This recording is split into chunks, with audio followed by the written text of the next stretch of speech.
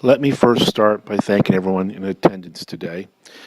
Wanda and I developed this little presentation, and when we did, we felt like it would probably be just the two of us. So as I read this, you may notice it's more about the two of us, but we want to include all of you in saying farewell. We are here today to say our last farewells to our dad, Bud Beam. This was a very informal in service as he had wanted. In the last months of his life, I've had the opportunity to spend some time with him. During these many visits, we discussed his life and his death.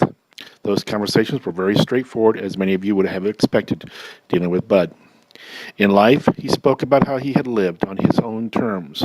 While he enjoyed his life, he realized his approach may have caused harm to others, and he wanted them to know how sorry he was for that. He was very proud of his family and those folks around him.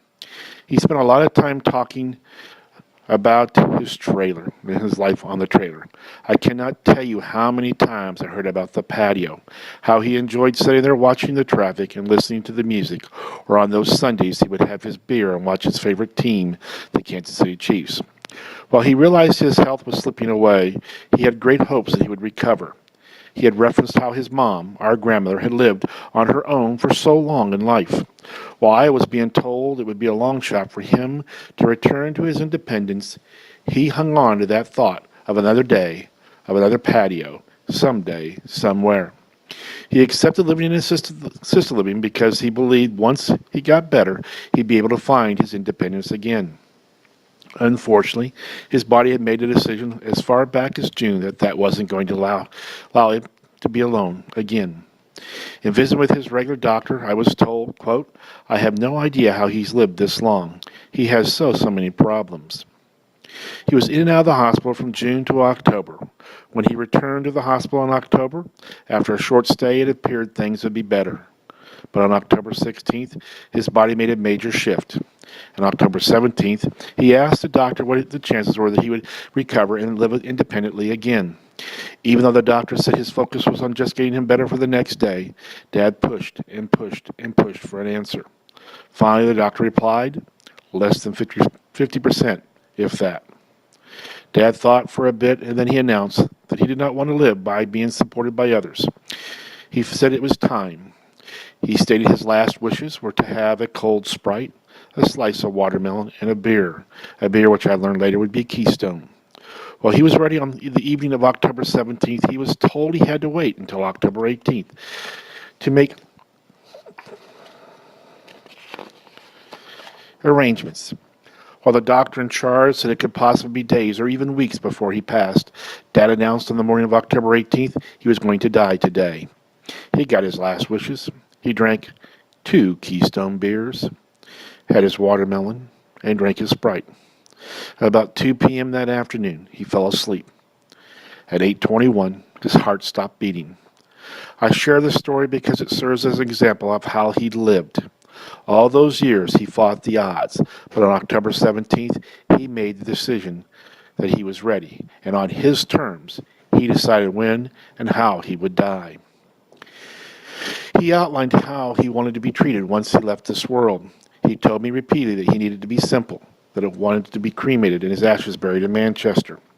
We spoke often about his choices, even on the 17th and again on the 18th. I asked him again, would he like a funeral? Was he sure about cremation? And did he really want to be buried in Manchester? To all those questions, he assured me. But what seemed even more important to him was his poems. He had written these poems over the years, and he wanted a few of these read at his gravesite. The only thing he did not know at the time of his death was that he would be buried alongside his mother, our beloved grandmother. To get this started, I will read the first poem that I found in his notebook. He had all his poems organized in a notebook, and as I said repeatedly, he asked me, do I have your poems? Did I find those poems? Would I read those poems at the gravesite? This first poem goes as follows. As the sun sets and my feeble body comes to rest, another day has passed and his old body still lasts. As I lay back to reflect on the past and days gone by, I would like to apologize to all before I die. Self-centered and egotistic, with my only cares, it's hard for my soul to bear. Some guilt I've had for you all to think I was so bad. I've shared a series of poems, and none of you guys have had an opportunity to read them. What I would like to do now is to share in a prayer together.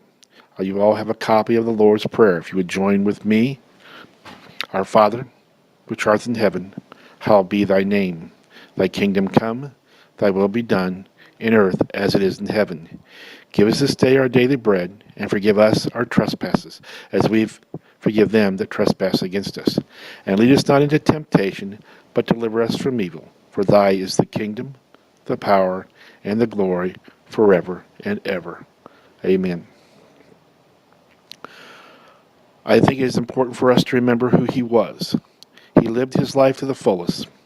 His desires for us would not be to grieve his loss, but rather to celebrate his life.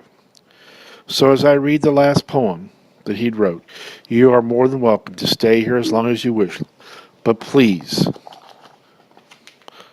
for his sake, go forth with renewed memories and live your life. With that, this was one of the poems I felt was very fitting to end this service. This was written by Bud himself. I look toward the cemetery and think of the past. Most of all, those people are forgotten at last. I look at the headstones with the dates that say, I was here once, but that was long before yesterday. As people dwindle and my life is gone, will I just be another forgotten song? The choice of cremation has entered my thoughts, turned to dust, forever lost. If there is a difference, I ask you, if I'm gone to heaven, you shouldn't feel blue. My soul is what is truly me, so my body and life was just there for you to see.